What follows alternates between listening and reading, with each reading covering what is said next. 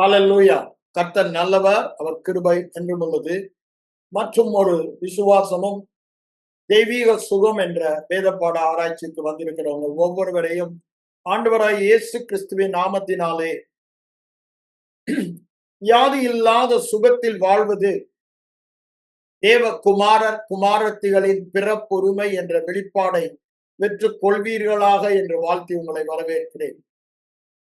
கிறிஸ்தவ வாழ்க்கை என்பது கிறிஸ்துவின் வாழ்க்கை என்று வேதம் சொல்கிறது. வேதத்தில் நாம் பார்க்கும் பொழுதெல்லாம் இந்த மறுபிறப்பின் அனுபவத்தை சொல்லும் பொழுது வேதம் நாம் கிறிஸ்துவுக்குள் இருக்கிறவர்கள் என்பதை காண்பிக்கிறது. மறுபடியும் பிறந்ததன் அர்த்தம் என்ன என்று சொன்னால், நாம் கிறிஸ்துவுக்குள் கிறிஸ்துவோடு ஒன்றாக இணைக்கப்படுகிறோம். மறுபடியும் பிறந்தவர்கள் எல்லாருமே மறுபிறப்பிலே ஆவியானவராலே, பரிசுத்த ஆவியானவராலே கிறிஸ்துவின் சரீரத்திற்குள்ளாக ஞான ஸ்நானம் பெற்று அவரோடு இணைக்கப்பட்டோம் என்று 1 கொரிந்தியர் 12ஆம் அதிகாரம் 13ஆம் வசனத்துல வாசிக்கிறோம்.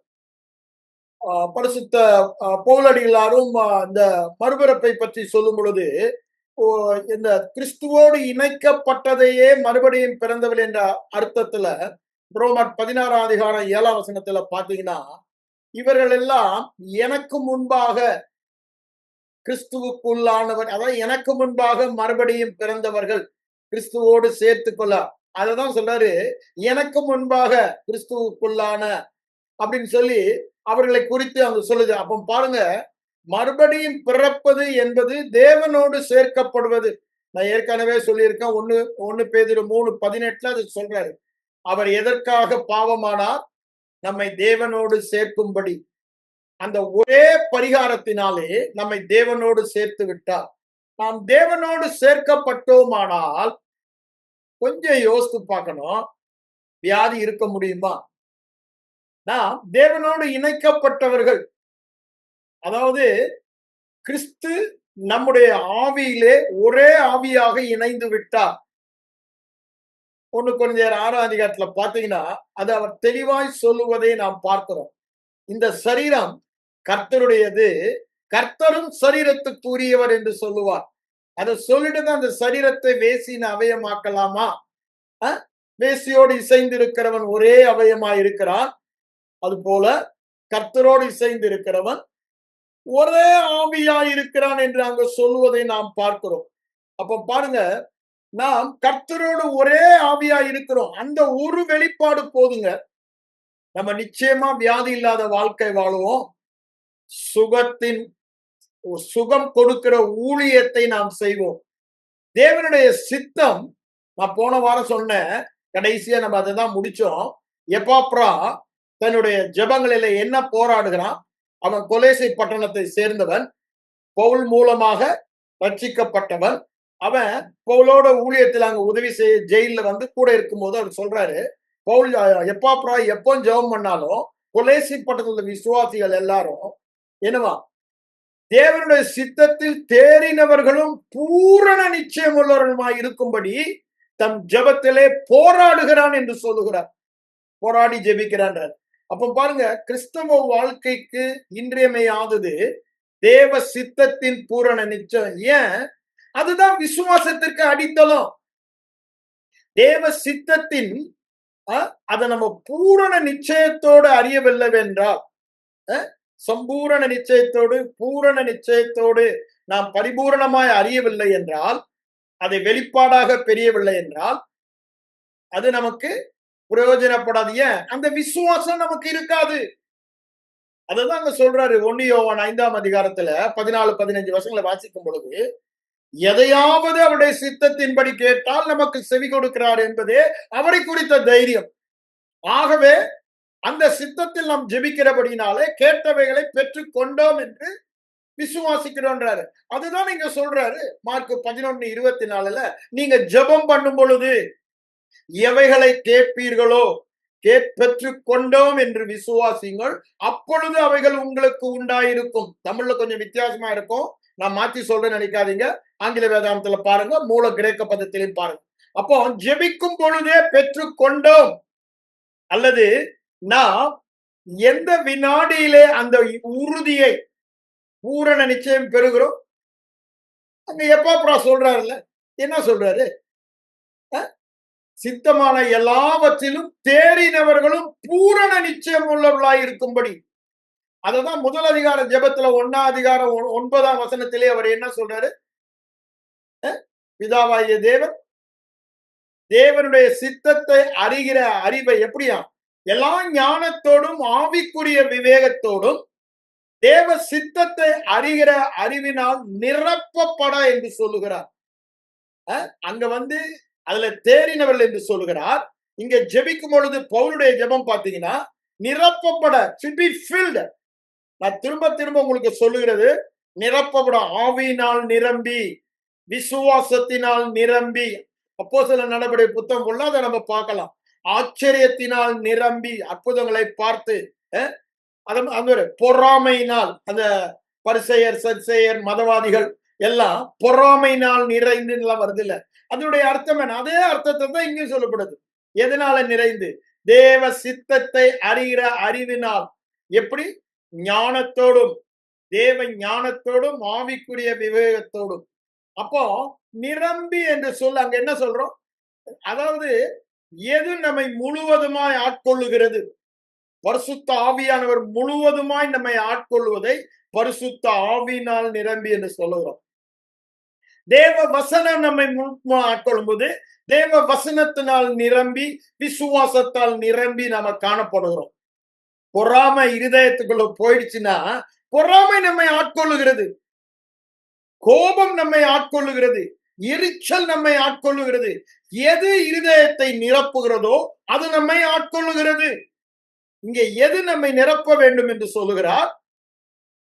எல்லா ஞானத்தோடும் ஆவிக்குரிய விவேகத்தோடும். அப்போ தேவனுடைய சித்தம் என்ன என்பதை அறியாதபடினாலதான் இன்னும் விசுவாசத்துல தடுமாறுறாங்க. இப்போ தேவ சபையில வியாதியோடு இருக்க, வியாதி சுகமாக்கும் ஊழியம் செய்யாம இருக்கிறோம்னா ஒரே காரணம் என்னதான்? தேவன் சொன்ன வார்த்தையை நாம் விசுவாசிய, வேதத்தில் அவர் தெளிவாக எழுதி கொடுத்து விட்டார். தழும்புகளால் குணமானீர்கள் என்று சொல்லிவிட்டார்.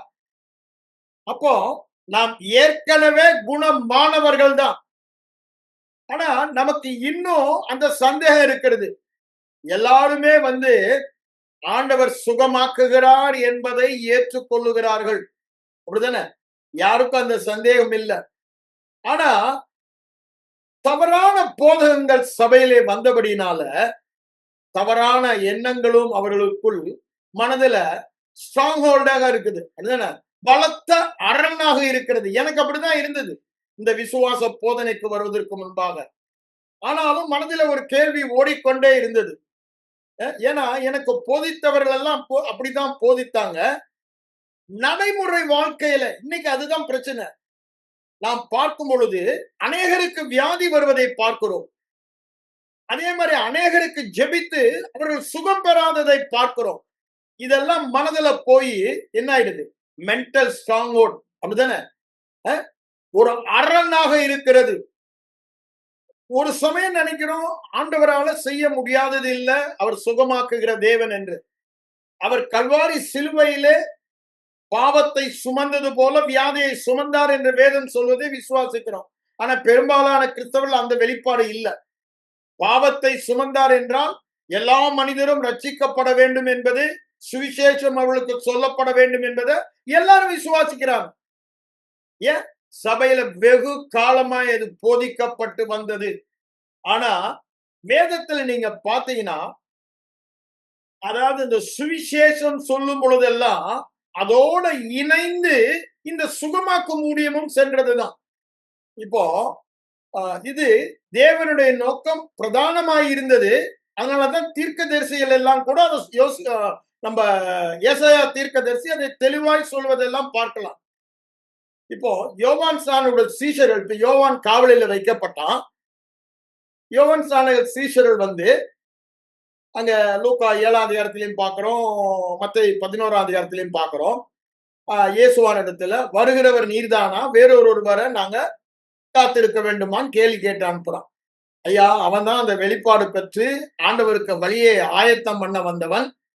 பழைய உடன்படிக்கையிலே இருக்கிற எல்லா தீர்க்கதரிசியை விட மகா பெரியவன் என்று ஆண்டவரே சொல்வதை பார்க்கிறோம். அங்க மத்தேயு 11:11 அதை நம்ம வாசிக்கிறோம். அப்போ பாருங்க, அவ்வளவு தெளிவாக சொல்லப்பட்டவன் இப்பொழுது தன்னுடைய சூழ்நிலைகளை பார்த்து அவன் இடரல் அடைகிறான். அதுதான் ஆண்டவர் இடையாது இருக்கிறவன் பாக்கியம் என்றார். ஆனா அவருக்கு என்ன பதில் சொன்னார் பாருங்க கேட்டதற்கு. அங்க நம்ம யோவான் 4ஆம் அதிகாரத்துல பார்க்கும் பொழுது அந்த ஸ்திரீக்கு தன்னை மேசியா என்று தெளிவாய் சொல்லுகிறார். இங்க கேட்ட கேள்விக்கு நான் தான் மேசியான்னு பதில் சொல்லல. ஏன்? இவர் ஒரு தீர்க்கதரிசி, வேதத்தை கற்று தேர்ந்தவர். ஆகவே வேத வசனத்திலிருந்து அவருக்கு சொல்லுகிறார். நம்ம அந்த மத்தேயை எடுத்துக்கொள்வோம். மத்தேயு எழுதின சுவிசேஷம் 11ஆம் அதிகாரத்திலயோ லூக்கா 7லயும் வரும். அங்க ஆண்டவர் என்ன அவர்கள் பாருங்க என்ன சொன்னார் பாருங்க. நீங்கள் கேட்கிறதையும் 4ஆம் வசனத்திலிருந்து வாசிக்கிறேன். நீங்கள் கேட்கிறதையும் காண்கிறதையும் யோவானிடத்தில் போய் அறிவியுங்கள். குருடர் பார்வை அடைகிறார்கள். மேசியா வந்து விட்டார்னா அவருடைய பரிகாரம் மரண உயிர்த்தெழுதலினால என்ன நடக்கும் என்பதை தீர்க்கதரிசி சொன்னதை அவருக்கு ஞாபகப்படுத்துகிறார். குருடர் பார்வை அடைகிறார்கள், சப்பானிகள் நடக்கிறார்கள், குஷ்டரோகிகள் சுத்தமாகிறார்கள், செவிடர் கேட்கிறார்கள், மரித்தோர் எழுந்திருக்கிறார்கள். அது லூக்கா 7ஆம் அதிகாரத்துல பாத்தீங்கன்னா அப்பதான் அந்த 400 விதவைய எழுப்புவதை பார்க்கலாம். அப்போ அங்க வந்த வியாதியஸ்தர்களை எல்லாம் குணமாக்கினார் என்று சொல்லப்பட்டிருக்கும். தரித்திரருக்கு சுவிசேஷம் பிரசங்கிக்கப்படுகிறது. அப்போ மேசியா வந்த நோக்கம், மேசியா என்பதற்கு அடையாளம், வந்துவிட்டார் என்பதற்கு அடையாளம் சுகமாக்குவதுதான். சுகமாக்கும் ஊழியம் செய்வது கிறிஸ்து பிறந்தார், மரித்து உயிரோடு எழுந்தார் என்பதற்கு அடையாளமாக இருக்கிறது. அதாவது இங்க என்ன சொல்றாரு பாருங்க, தரித்திரருக்கு சுவிசேஷம் பிரசங்கிக்கப்படுகிறது. ஆனா வெறும் சுவிசேஷம் அல்ல. குருடர் பார்வையடைகிறார்கள், சப்பானிகள் நடக்கிறார்கள், குஷ்டரோகிகள் சுத்தமாகிறார்கள், செவிடர் கேட்கிறார்கள், மரித்தோர் எழுந்திருக்கிறார்கள். இத சொல்லிட்டு தான் தரித்திரருக்கு சுவிசேஷம். அப்போ சுவிசேஷம் பிரசங்கிக்கப்படும் பொழுது சுகமாக்குதலும் அங்கு சொல்லப்பட வேண்டும், சுகமாக்குதலும் செய்யப்பட வேண்டும். சுவிசேஷ ஊழியத்திலே சுகமாக்குதல் இல்லாத ஒரு ஊழியம் இல்லவே இல்லை. ஆண்டவர் அது முழுவதுமாக சுவிசேஷத்துல காண்பிக்கிறார். அவர் வந்த நோக்கமே அதுதான் என்பதை தான் நீங்க ஏசாயா 35 அதைதான் நீங்க கோட் பண்றாரு. ஏசாயா 53 நம்ம எல்லாருக்குமே தெரியும். அதனால அதை நான் எடுக்கல. ஏசாயா 35 எடுங்க. அங்க அவர் என்ன சொல்லுகிறார் பாருங்க. ஏசாயா 35ஆம் அதிகாரத்துல மேசியாவை பற்றி அவர் தீர்க்க தரிசனமாக அவர் சொல்லுவதை நாம் அங்க பார்க்கலாம். வனாந்திரம் வறண்ட நிலம் ஆகும். நான் அதெல்லாம் அங்கெல்லாம் போல 3ஆம் வசனத்துக்கு ஸ்ட்ரைட்டாவே வந்துடுறேன். தளர்ந்த கைகளை திடப்படுத்தி தள்ளாடுகிற முழங்கால்களை பலப்படுத்துங்கள். மனம் பதறலை பார்த்து நீங்கள் பயப்படாது. நல்ல செய்தியே, மேசியா வந்து விட்டார், திடம் கொள்ளுங்கள். இதோ உங்கள் தேவன் நீதியை சரிகட்டவும் தேவன் பதிலளிக்கவும் அங்க வருவார். தீர்க்க தரிசனம் இப்போ வந்து விட்டார். அவர் வந்து உங்களை ரட்சிப்பார். ரட்சிப்பார் சோசோ பாவங்களில் இருந்து மாத்திரமல்ல, சரீர வியாதியில் இருந்தும் சாபங்களிலும் இருந்து ரட்சிப்பார். அப்பொழுது என்ன நடக்குமா? அதுதான் அங்க சொல்றாரு யோவானுக்கு.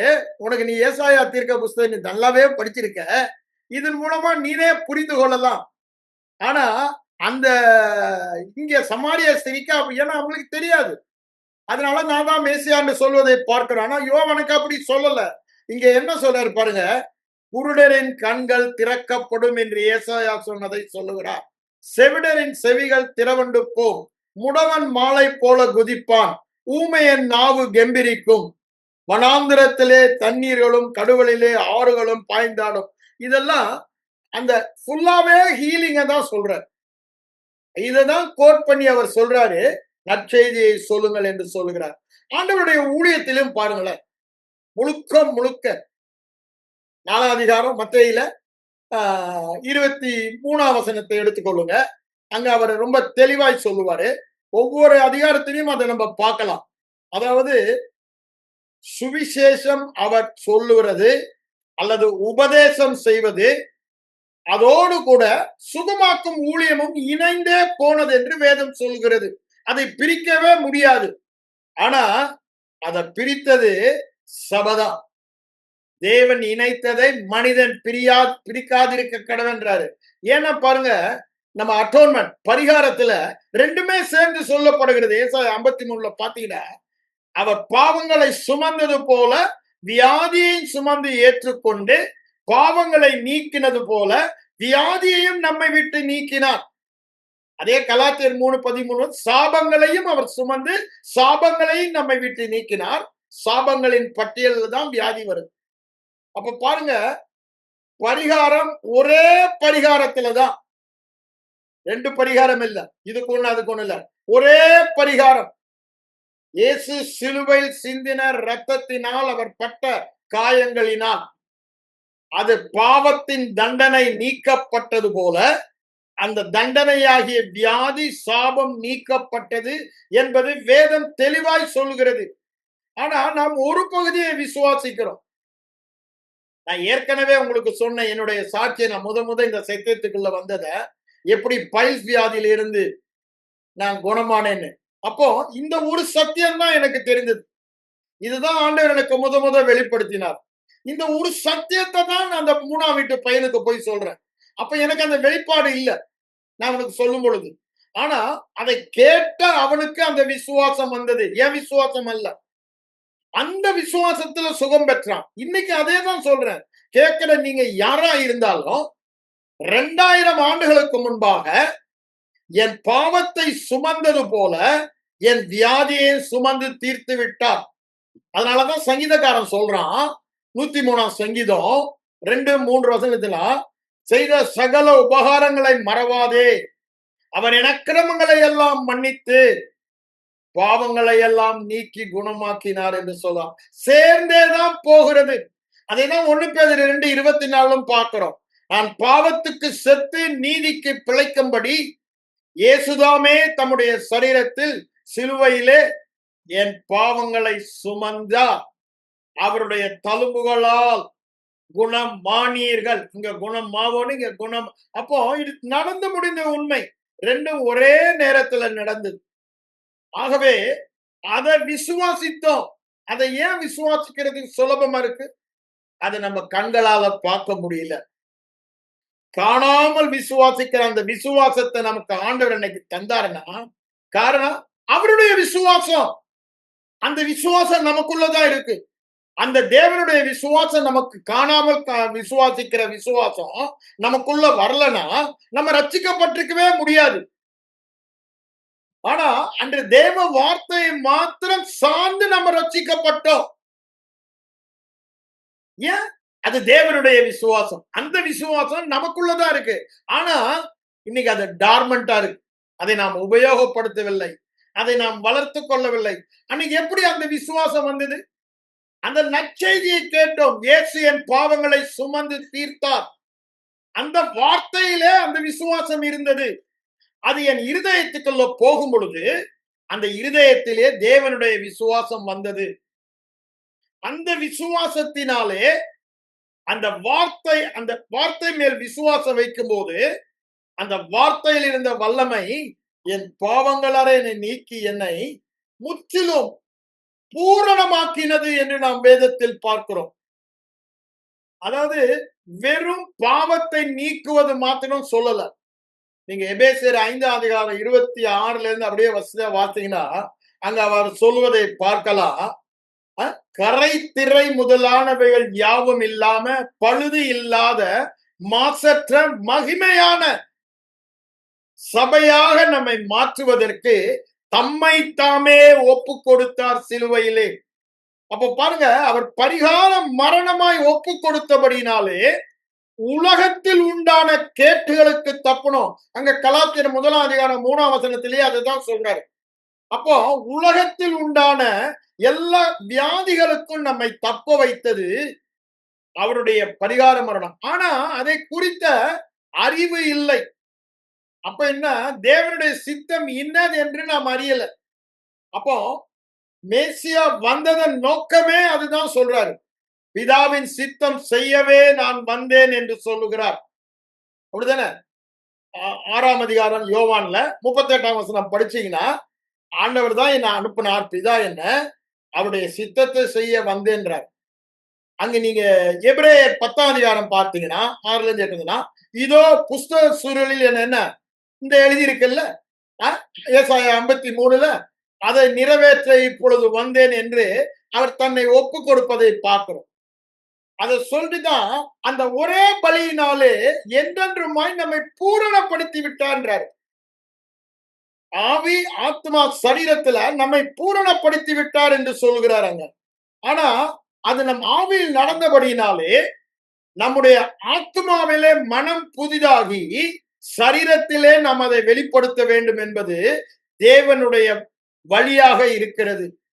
ஆனா அவர் நமக்குள்ளே வந்த நாளிலே நாம் எல்லாவற்றிலும் பூரணம் உள்ளவர்களாய் கரை திரை பழுது ஒன்றும் இல்லாதவர்களாக, ரொம்ப தெளிவா சொல்றாருங்க. கரை திரை பழுது ஒன்றும் இல்லாதவர்களாக, மாசு இல்லாதவர்களாக, மகிமையான சபையாக. மகிமையான சபைன்னும் போது அங்க மகிமையான சரீரம் நீங்களும் நானும் தானே. அப்ப அங்க வியாதி இருக்க முடியுமா?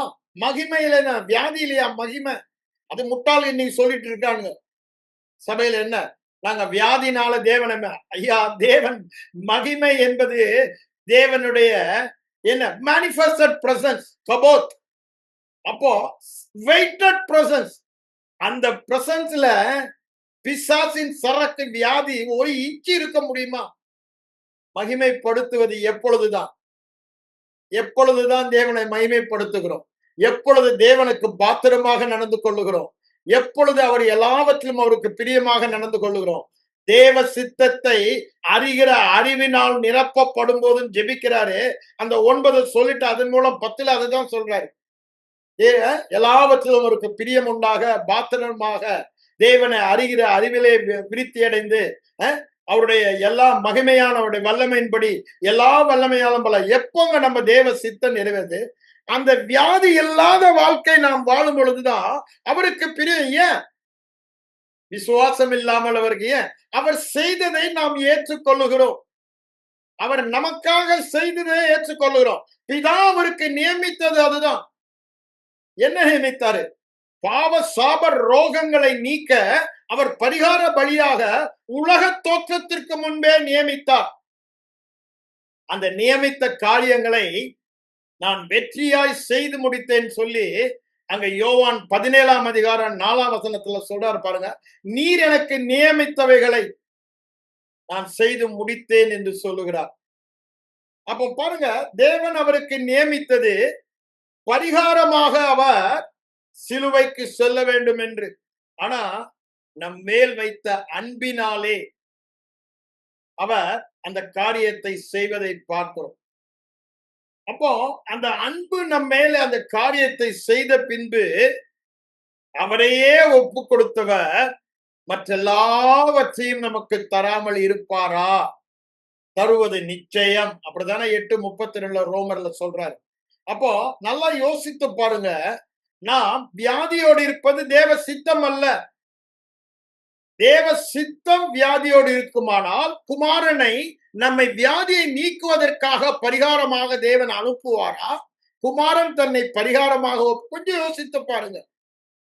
சுவிசேஷம் முழுவதுமா அங்க அவர் என்ன சொல்லுகிறாரு? யோவானுக்கு தீர்க்க தரிசனத்துல சொல்லப்பட்டதுல இவர் அனுப்பப்பட்ட நோக்கம் அதுதானே அவர் சொல்றாரு. அங்க நம்ம இப்போ 11ஆம் அதிகாரத்திலையும் பார்த்தோம், லூக்கா 7ஆம் அதிகாரத்துல அதை பார்க்கிறோம்ல, அதுதானே சொல்றாரு.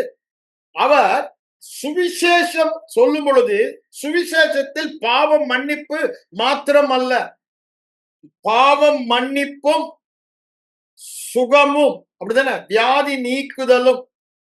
அப்போ அதுல அந்த மீட்பில அது அடங்கி இருக்கிறது. அவருடைய ரத்தத்தினாலே பாவ மன்னிப்பாகிய மீட்பு வந்தது போல அவருடைய ரத்தம் கிரயமாய் செலுத்தப்பட்டபடினால வியாதியில் இருந்து மீட்பு நமக்கு வந்து விட்டது.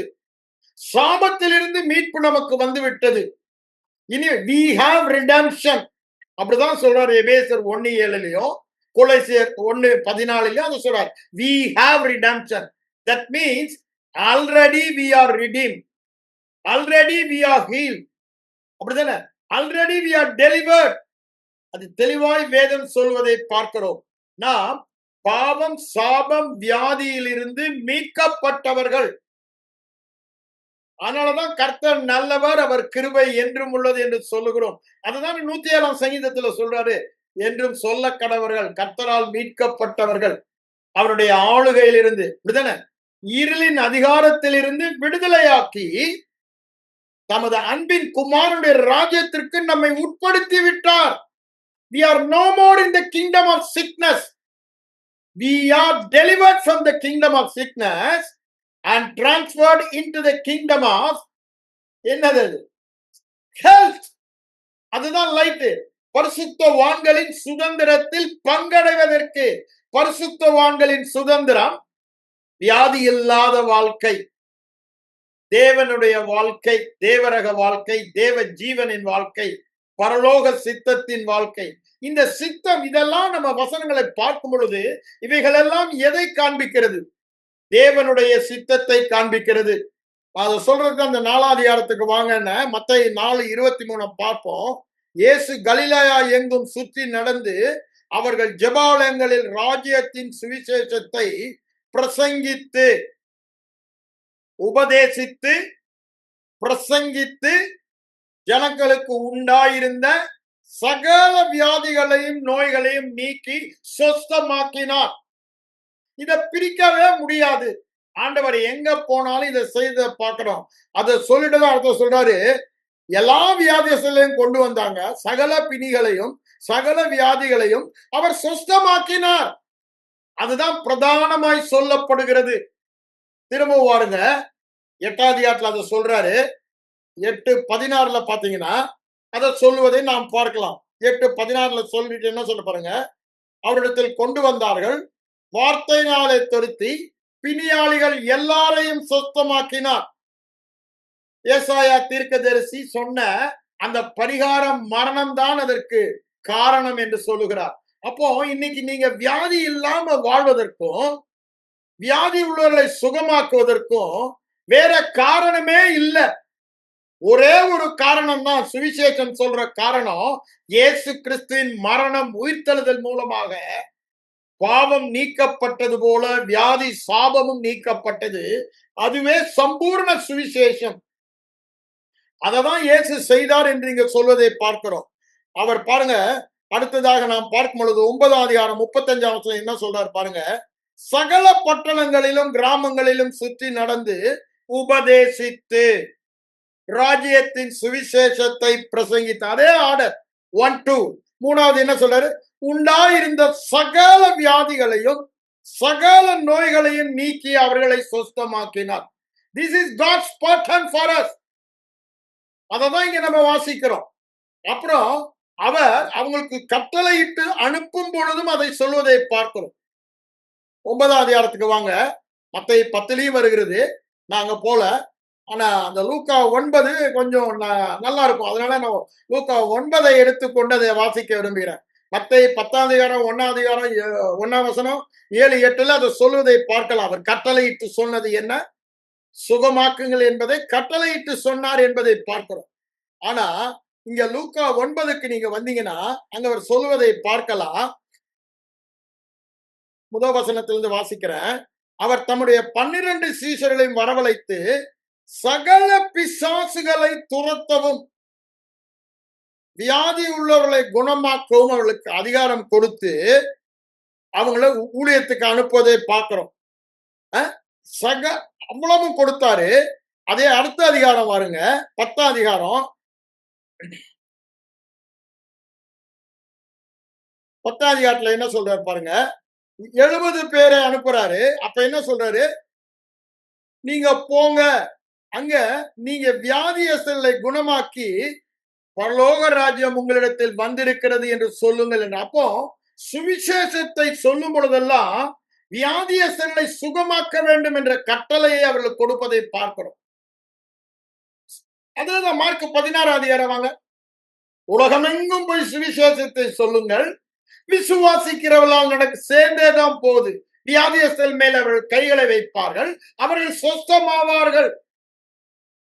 சுகமாக்கும் ஒரு ஊழியம் இல்லாமல் சுவிசேஷ ஊழியம் இல்ல.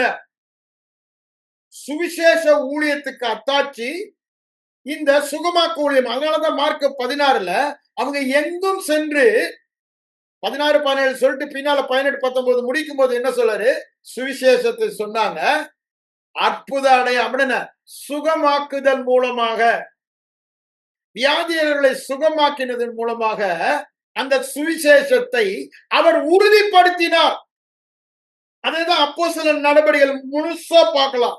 பேதுருவா இருக்கட்டும், பிலிப்புவா இருக்கட்டும், அது பவுலா இருக்கட்டும், எல்லாருமே பர்னபா, அவங்க எல்லாருமே சுவிசேஷத்தை சுகமாக்கும் ஊழியத்தோடு தான் செஞ்சாங்க. அது ரொம்ப தெளிவாய் நமக்கு அப்போஸ்தலர் நடபடிகள் முழுவதுமாய் சொல்லப்பட்டுள்ளது. ஆனா நாம் தான் அதை நம்ம பிரிச்சிட்டோம். இந்த அற்புத அடையாளங்களோடு, அதாவது வியாதியஸ்தலை சொஸ்தமாக்குவதோடு ஆண்டவர் கட்டளை கொடுத்திருக்காருங்க. வியாதியஸ்தலை சொஸ்தமாக்குங்கள் என்று கட்டளை கொடுத்தார். மத்தேயு 10:8 சொல்வதை நம்ம பார்க்கிறோம். இது கட்டளை. தேவனுடைய சித்தம். நான் வியாதியோடு இருந்து ஆண்டவரை மகிமைப்படுத்தினா ஆண்டவர் அப்படி கட்டளை கொடுப்பாரா? அவர் சொல்றாரு, பிதாவின் சித்தம் செய்ய வந்தேன் என்று சொல்லுகிறார். பிதாவின் சித்தம் வியாதியோடு இருப்பது என்றால் அவர் வியாதியஸ்தரை குணமாக்குவாரா? சித்தத்துக்கு விரோதமாக செய்வாரா? பரலோகத்திலும் சித்தம் செய்யப்படுவது போல பூமியிலும் செய்யப்படுவதாக என்று ஜெபித்தோம்னா பரலோகத்துல யாராவது வியாதிக்காரன் இருக்கானா? கொஞ்சம் யோசித்து பார்க்கணும். ஐயா, அவர் நீங்க ஒரு வசனம் இல்லைன்னா வரிசையா சொல்லிக் கொண்டே போகலாம். எல்லா வியாதிகளையும் எல்லா வியாதியஸ்தர்களையும் சுகமாக்கினார். எல்லா வியாதியஸ்தர்களையும் அவர் சுகமாக்கினார். அவரை தொட்ட அனைவரும், அவரிலிருந்து வல்லமை புறப்பட்டது, தொட்ட அனைவரும் சுஸ்தமானார்கள். அப்படின்னா அது தேவ சித்தத்துக்கு விரோதமா அவர்ல ஒரு வல்லமை இருந்ததா? அது என்ன பிசாசின் வல்லமையா? அந்த பிசாசின் வல்லமையாகிய வியாதியை முறிக்கத்தான் அவரிலிருந்து வல்லமை புறப்பட்டது. அததான் அப்போஸ்தலர் 10:38 என்ன சொல்றாரு? நசரனாகிய இயேசுவை தேவன் பரிசுத்த ஆவியினாலும் வல்லமையினாலும் அபிஷேகம் பண்ணினார். தேவன் அவரோடு கூட இருந்தபடியால் நன்மை செய்கிறவராய் வியாதியில் அகப்பட்ட யாவரையும், அப்படிதானே, பிசாசின் பிடியில் அகப்பட்ட யாவரையும் குணமாக்குகிறவராய் சுற்றி. அப்போ பிசாசின் பிடி வியாதி. அப்போ தேவ பிள்ளைகள் வியாதியோடு இருப்பது தேவ சித்தம் அல்ல. அந்த லூக்கா 13ஆம் அதிகாரத்துக்கு வந்தீங்கன்னா அங்க 18 வருஷமா பூனியா இருக்கிற ஒரு ஸ்திரீ இருக்கிறத பார்த்துட்டு இது என்னடா அநியாயம் கேட்கிறாரு. சாத்தான் 18 வருஷமாய் கட்டி இருக்கானே, அது தேவ சித்தம் அல்லவே. அவளை நான் உடனே குணமாக்க வேண்டாமா அப்படின்னு சொல்லிட்டு தான் என்ன பண்றாரு? ஓய்வு நாளா இருந்தாலும் அவருக்கு விரோதமா ஒரு பெரும் கூட்டம் கூடினாலும் அங்க அவளை சுகமாக்குவதை பார்க்கிறோம். அங்க பாருங்க, அவருடைய ஆட்டிடியூட் பாருங்க. ஆபிரகாமின் குமாரத்தி, சாத்தான் அவளை கட்டி இருக்கிறார். அவளை விடுதலை செய்ய வேண்டாமா? இது அநியாயம் இல்லையா? ஐயா, உலக மக்களை கட்டலாம். ஏத்திற்கு வர பண்ணின வியாதியை உனக்கு வர பண்ணேன் என்றார். அப்படின்னு என்ன அர்த்தம்? தேவ பிள்ளைகளுக்கும் வியாதிக்கும் சம்பந்தம் இல்ல. ஏன்? அவர்கள் தேவனால் பிறந்தவர்கள், தேவ வித்தினால் பிறந்தவர்கள். தேவ ஸ்பாவமே வியாதி இல்லாத ஸ்பாவம். அந்த ஸ்பாவத்தில் பிறந்தவர்கள் அவருடைய திவ்ய ஸ்பாவத்திற்கு பங்குள்ளவர்களாகும் பொருட்டு, அப்படிதானே, நாம் அவருடைய ஸ்பாவத்தில். தேவ ஸ்பாவம் என்னங்க? வியாதியோடு இருப்பது தேவ ஸ்பாவமா? தேவ ஸ்பாவம் வியாதி இல்லாத ஸ்பாவம், வியாதியை குணமாக்குகிற ஸ்பாவம். பிசாசின் கிரியைகளை அழிக்கும்படிக்கே தேவகுமாரன் வெளிப்பட்டார். அததான் தீர்க்கதரிசனம் ஃபுல்லா சொல்லப்பட்டது. இயேசு அதை நிறைவேற்றினார். அப்போ தெளிவாய் தெரிகிறது, அவர் வந்த நோக்கமே பாவங்களிலிருந்து விடுதலை செய்வது மாத்திரம் அல்ல, வியாதியில் இருந்தும் அததான் அங்க மேசியா வரும்போது என்னென்ன நடக்கும்ன்றாரு. இப்ப மேசியா உங்களுக்குள்ள வந்துட்டாரா, எனக்குள்ள வந்துட்டாரா, ஏதாவது சந்தேகம் இருக்கா? சந்தேகம் இருக்கா? மேசியா நமக்குள்ள வந்துட்டாருன்னா இதெல்லாம் நடக்கணுமா, நடக்க கூடாதா? இன்னும் நம்ம வியாதியோடு தான் இருக்கணுமா? பிசாசு சொல்ற பொய்ய கேட்டுட்டு வியாதி ஆண்டவருக்கு சித்தமான நேரத்தில் அவர் குணமாக்குவார். அப்படியா? ஐயா, ஏற்கனவே நடந்து முடிந்ததற்கு ஒரு சித்தமான நேரம் அல்ல. அவர் ஏற்கனவே அதை செய்து முடித்து விட்டார். எந்த நாளில் நீங்கள் விசுவாசித்து பாவம் மன்னிக்கப்பட்டதோ அதுபோல இந்த சத்திய சுவிசேஷத்தை, அப்படித்தானே, இந்த கிருபையின் சுவிசேஷத்தை சத்தியத்தின் படி அறிந்து கொண்ட நாள். அப்படித்தானே சொல்றாரு கொலேசியர் 1:6. அந்த கிருபை, இந்த சுவிசேஷம் உலகமெங்கும் பரம்பி பலன் தருகிறது. சுவிசேஷத்தில் எது அடங்கி இருக்கிறது? தெய்வீக சுகமும் அடங்கி இருக்கிறது.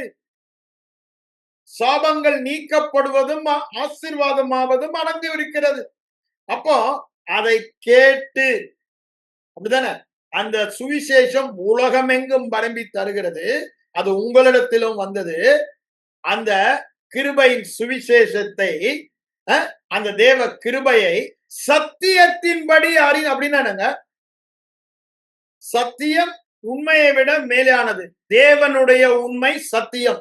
அப்போ தேவனுடைய உண்மையாக நான் பாவம் மன்னிக்கப்பட்டவன் என்று ஏற்றுக்கொண்ட நாள் முதல் அது எனக்கு பாவம் மன்னிப்பின் நிச்சயத்தையும் நீதிமானின் என்ற ஸ்தானத்தையும் தந்தது.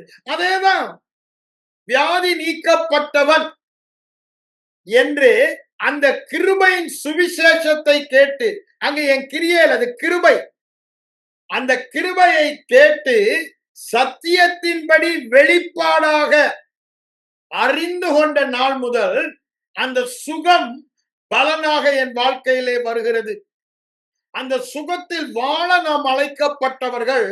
சுகத்தில் வாழ்வது மாத்திரமல்ல, மற்றவர்களையும் சுகப்படுத்த, அதாவது எங்கு வியாதி உள்ளவர்களை பார்த்தாலும் சுகமாக்குவது நமது பிரதானமாயிருக்கணும். ஏன்? இது தேவனுடைய வீடு, இது என்னுடைய ஜெப வீடு என்று ஆண்டவர் சொல்ல. நம்முடைய சரீரம் தேவ ஆலயம், தேவனுடைய ஜெப வீடு. இத கல்லர் குகையாக்க முடியாது. வியாதியோடு இருப்பது கல்லர் குகை. ஏன்? அவன் திருடல்ல, கல்ல. அவன் திருடி அவன் உள்ள சீட்டு போட்டு உட்கார நம்ம அலோவ் பண்ண முடியாது. நம்முடைய சரீரத்துல அவன் ஆவிக்குள்ள வர முடியாது. அவன் சரீரத்துல நாம் இடம் கொடுத்தால் வருகிறான். நாம் இடம் கொடுக்கும் போது ஆண்டவர் அதை தடை செய்ய முடியாது. Because we are free will man, சுயசித்தம் உள்ளவர்கள். நாம் எதை ஏற்றுக்கொள்ளுகிறோமோ, எதை அங்கீகரிக்கிறோமோ, எதை விசுவாசிக்கிறோமோ, எதை பேசுகிறோமோ அதை நாம் அங்கீகரித்து ஏற்றுக்கொள்ளுகிறோம். அதுதான் அங்க பிரச்சனை. ஏன் நம்ம அப்படி தவறா பேசி தவறானதை ஏற்றுக்கொண்டு அங்கீகரிக்கிறோம்னா, வேதத்தை குறித்த அறிவு இல்லை. அதாவது தேவ சித்தத்தினால இருதயம் நிரப்பப்படவில்லை. தேவனுக்கு சித்தமான எல்லாவற்றிலும் தேறினவர்களும் பூரண நிச்சயம் உள்ளவர்களுமா இல்ல. இந்த தேவ சுகத்தில் வாழ்வது தேவனுடைய சித்தம் என்பதற்கு எந்த சந்தேகமே இருக்கக்கூடாது. சந்தேகம் இருந்தா என்ன ஆகும்? காற்றினால் அலைபடுகிற அலை போல, அப்படித்தானே, அப்படியே ஒரு நேரம் மேல ஒரு சந்தேகம். ஏன் நமக்கு அந்த சித்தத்தை குறித்த சந்தேகம் இருக்கிறது? ஐம்புலன் அறிவினால் நாம் நடத்தப்படுகிறோம். நாம் தரிசித்து நடப்பதினால் வியாதியின் அறிகுறிகளை பார்த்து வாழ்கிறோம். அல்லது நம்மை சுற்றிலும் இருக்கிற போதகர்களுக்கும் பரிசுத்தவான்களுக்கும் நடந்த அனுபவங்களை பார்த்து அதுதான் மெய் என்று நினைக்கிறோம். ஆனா ஆண்டவர் சொல்றாரு, காணப்படுகிறவைகளை அல்ல, காணப்படாதவைகளை நோக்கி இருக்கிற நமக்கு அதி சீக்கிரத்தில் நீங்கும் இந்த காணப்படுகிற காரியங்கள். அப்போ பிரச்சனை எல்லாம் எதை பார்க்க வேண்டுமோ அதை பார்க்கவில்லை. ஏன் பார்க்கவில்லை? எதை கேட்க வேண்டுமோ அதை கேட்கவில்லை. எதை நாம் கேட்கிறோமோ அதுதான் நம்முடைய இருதயத்தின் படமாகும். நம்ம கேட்பதெல்லாம் இன்னாருக்கு வியாதி, அன்னாருக்கு வியாதி, இன்னார் கேன்சர்ல செத்தாரு, இந்த இததாங்க ப்ளோ அவுட் பண்றாங்க. இந்த ஊழியக்காரர் இந்த வியாதியில செத்தாரு, இந்த ஊழியக்காரருக்கு சுகர் வியாதி இருக்கு, இந்த ஊழியக்காரருக்கு இதேதான். இது பிசாசின் நயவஞ்சகம். ஒருவனும் உங்கள் கொள்ளை பொருளை கொள்ளை கொண்டு போகாதபடி எச்சரிக்கையாயிருங்க. என்னங்க நம்முடைய கொள்ளை? நம்முடைய தெய்வீக சுகம், பிறப்பு உரிமை. தேவனாக பூமியில் வாழ்வது, வியாதி இல்லாமல் வாழ்வது, அந்த மகிமையின் சாயலை உலகத்திற்கு காண்பதை பிசாசு கொள்ளை கொண்டு போகாதபடி நாம் தான் எச்சரிக்கையா இருக்க வேண்டும்.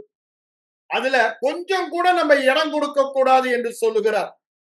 அவ்வளவு ஜாக்கிரதையா இருக்க வேண்டும். நாம இந்த நமக்கு கொடுக்கப்பட்ட பாக்கியம், இயேசு சிலுவையில் ரத்தம் சிந்தி சம்பாதித்து நமக்கு கொடுக்கப்பட்ட சொத்து, வியாதி இல்லாத வாழ்க்கை, வியாதி உள்ளவர்களை சுகமாக்குவது. இட்ஸ் அவர் இன்ஹெரிட்டன்ஸ் பை பர்த். அதை நான் பார்த்தாலும் பார்க்காவிட்டாலும் வேத வசனம் சொல்லு. அதுதான் பிரச்சனையே. வேத வசனத்தை குறித்த ஒரு தெளிவு இல்ல. வேத வசனம் எல்லாம் தேவன் பேசுவது. ஐயா, என் ஆடிபிள் வாய்ஸ்ல பேசுவதுதான் தேவன் பேசிய. ஆடிபிள் வாய்ஸ்ல பிசாசும் சமயத்துல ஏமாத்திடுவான், ஒளியின் வேஷத்தை போட்டு கொண்டு வந்து.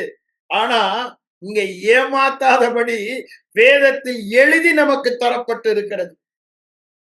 தீர்க்க தரிசன வார்த்தைகள், அதிக உறுதியான வார்த்தைகள், அருமையும் மேன்மையுமான வார்த்தைகள். ஆண்டவர் சொல்றாரு எங்க யோவான் 10:34-35 வேத வசனம் எல்லாம் தேவன் நம்மோடு பேசுகிற வார்த்தை என்று சொல்லுகிறார். அப்படிதான் 34-35 சொல்லும் பொழுது என்ன சொல்றாரு?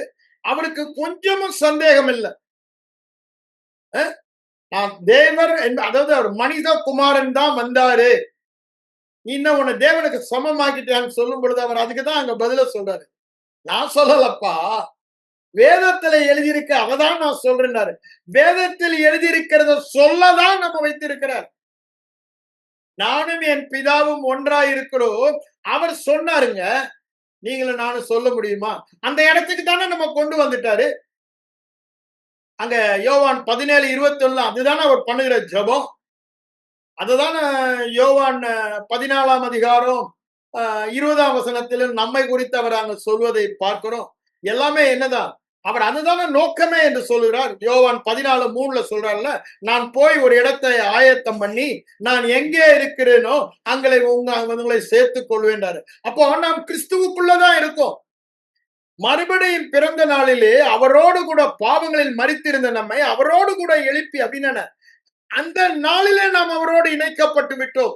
அவரோடு கூட உன்னதங்களிலும் இனி பிரிக்கவே முடியாது. இன்செப்பரபிள் அவரோட. அப்போ அவரோடு இணைக்கப்பட்ட நாம் எப்படிதான் வாழ்வோம்? அவராக தான் வாழ்வோம். ஏன்? அவரே நமக்கு எல்லாவும் ஆகிவிட்டார். அவர்தான் நம்முடைய தகுதி, நீதி, பரிசுத்தம், சுகம், சுகமாக்கும் ஊழியம் செய்யும் வல்லமை, அதிகாரம் எல்லாமே அவர் இருக்காரு. அன்னைக்கு உலகத்துல சுவிசேஷம் இருந்த காலத்துல, அவர் வாழ்ந்த காலத்துல அவருக்கு ஒரு சரீரம் இருந்தது. அந்த சரீரத்தின் மூலமாக தான் எல்லாத்தையும் எக்ஸ்பிரஸ் பண்ணாரு. அவர் தேவனுடைய சித்தத்தை சுகமாக்கினார் என்றால் அந்த சரீரத்தின் மூலமாக எக்ஸ்பிரஸ் பண்ணாரு. வாயில பேசினாரு, கை வைத்தாரு, சுகமாக்கினாரு. ஒரு சரீரம் இல்லைன்னா அவர் அதில் செய்ய முடியாது. இன்னைக்கும் அந்த சரீரம் நீங்களும் நானும் தான் வேதவசனம் சொல்லுகிறது.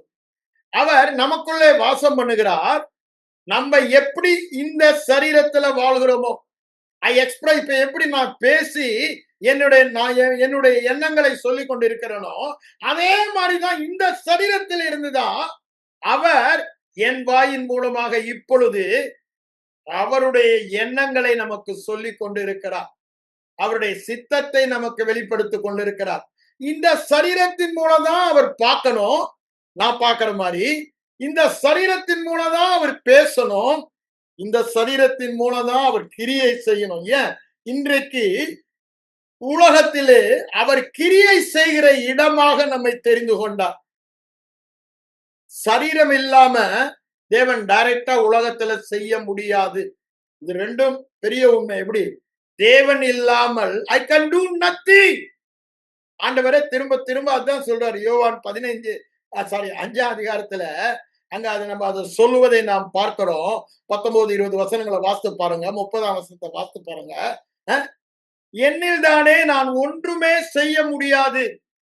ஆனா தேவன் எதையாவது இந்த பூமியில் செய்ய வேண்டுமானால் இந்த சரீரத்தின் மூலமாக தான் செய்ய முடியும் என்று அதை அவர் டெமான்ஸ்ட்ரேட் பண்ணுகிறார். பிதா செய்ய குமாரன் அப்படிங்கிறார். பிதா கிரியை செய்கிறார், நானும் கிரியை செய்கிறேன். காரணம் என்னங்க? அவருக்குள்ள அவர் இருந்தார். He was always conscious of the indwelling God. இந்த சுகமாக்கும் ஊழியத்திற்கு தேவையெல்லாம் அது ஒண்ணுதான். அவர் தானங்க நமக்கு மாதிரி.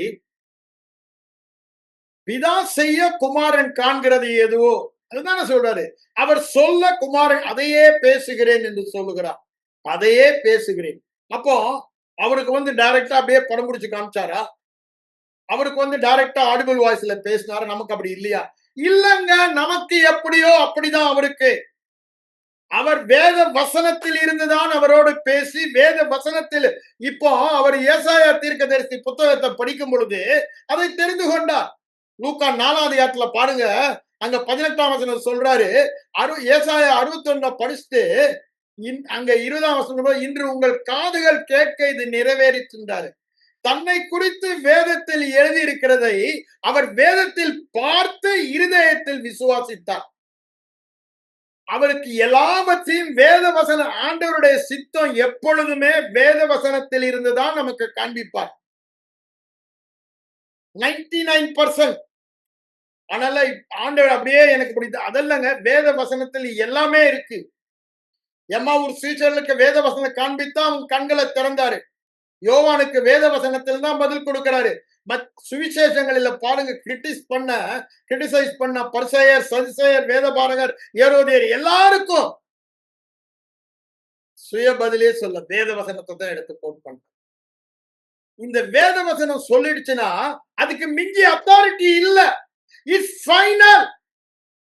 அது தவறவே முடியாது, அது மாறவே முடியாது, அதை அழிக்கவே முடியாது, அதை என்றென்றுமாய் நிலை நிற்கிறது, அதை அசைக்க முடியாது.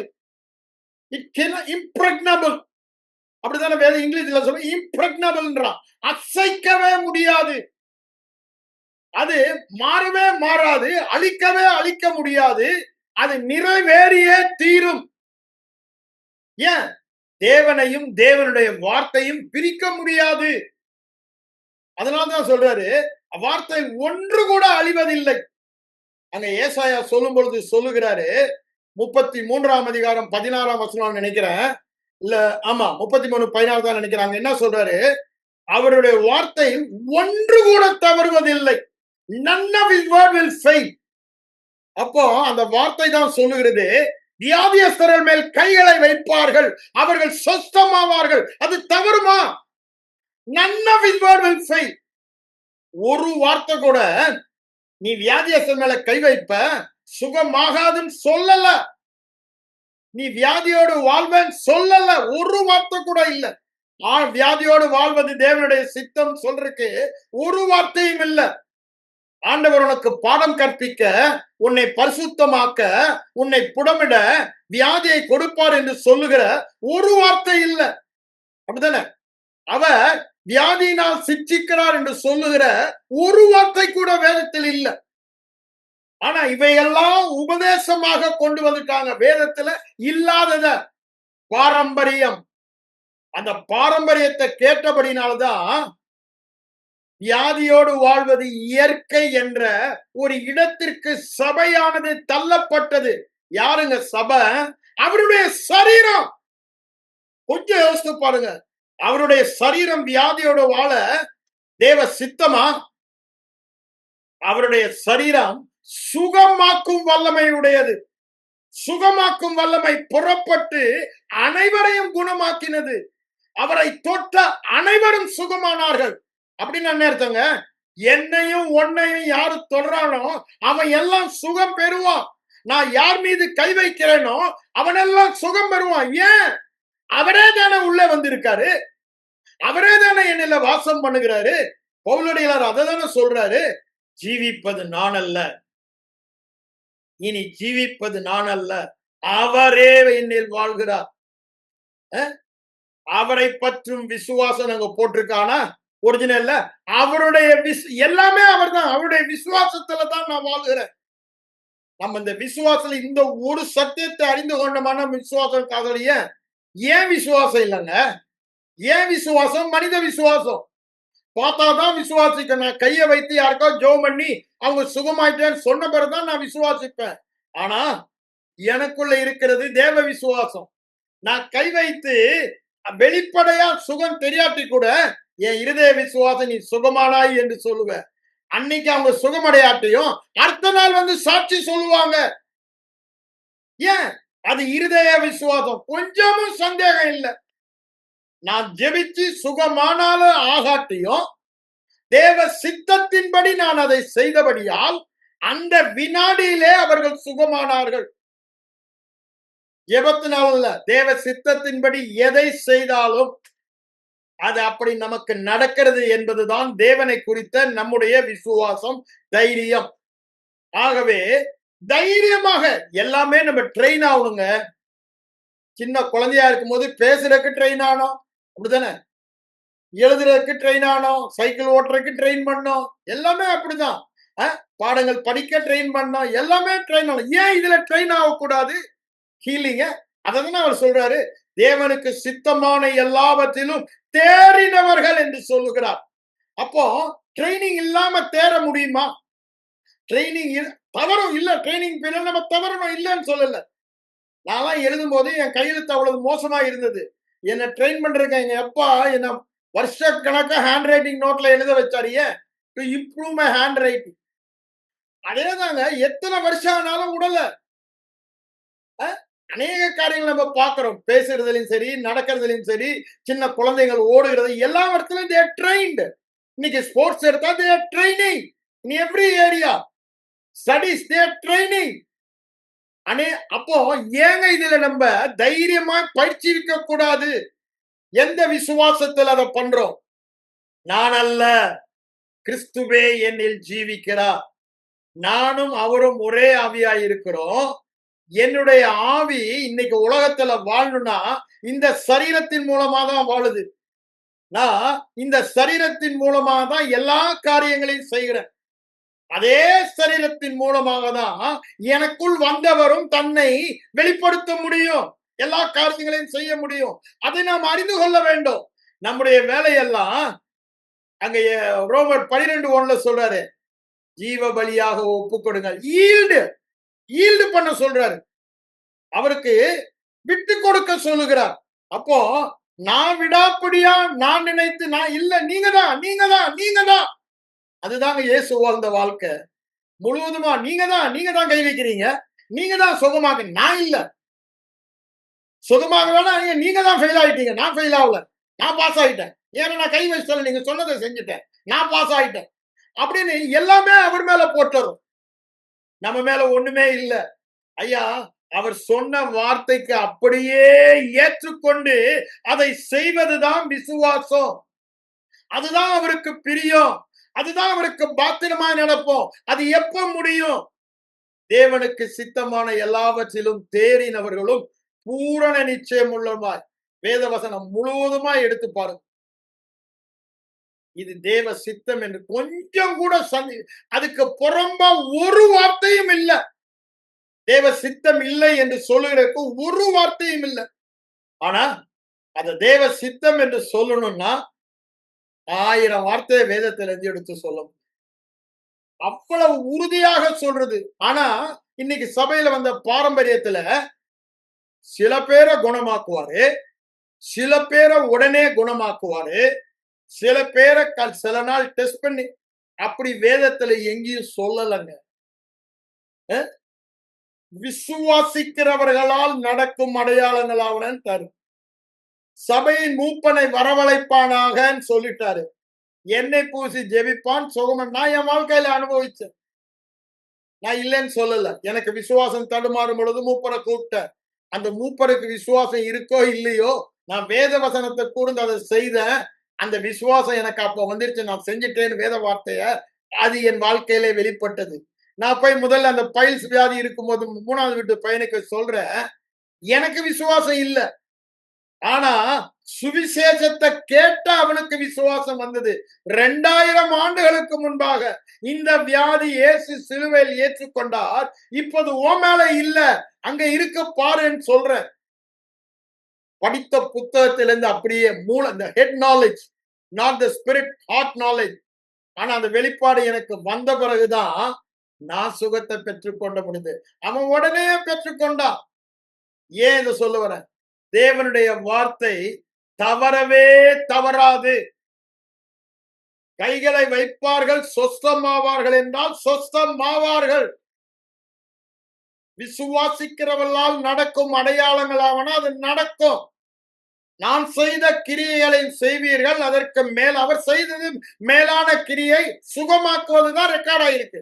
மேலாக மெஜாரிட்டி ஆஃப் இஸ் ஒர்க்ஸ் பாத்தீங்கன்னா சுகமாக்குவதை தான் வேதவசனம் சொல்லுகிறது. அப்போ நாம் அதை செய்வது நிச்சயம். அவர் எல்லா வியாதியையும் சுகமாக்கினார் என்றால் நானும் ஏன் அவர் தானே எனக்குள்ள இருக்காரு, அவர் தானே சுகமாக்குகிறாரு.